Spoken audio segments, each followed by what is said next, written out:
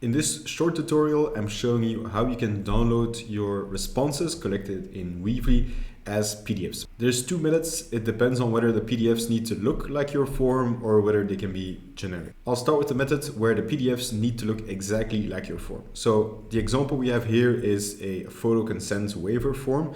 So you can see right here, we have picture camera at the top, name, email, a checkbox, and a signature.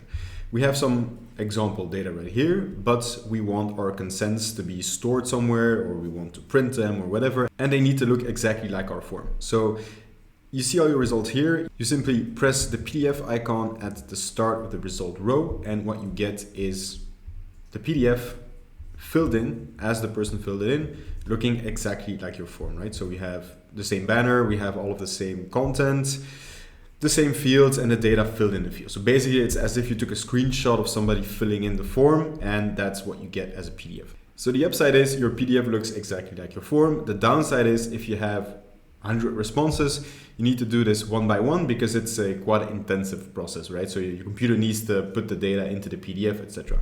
If you want to be able to bulk download, that's a second possibility. You select all of the responses for which you want a PDF, and then under the download, you have this PDF tab right here. You can either have them as one PDF file or as separate PDF files, and then you just simply download them. So you get all of them in bulk. Let me unzip it and show you what it looks like.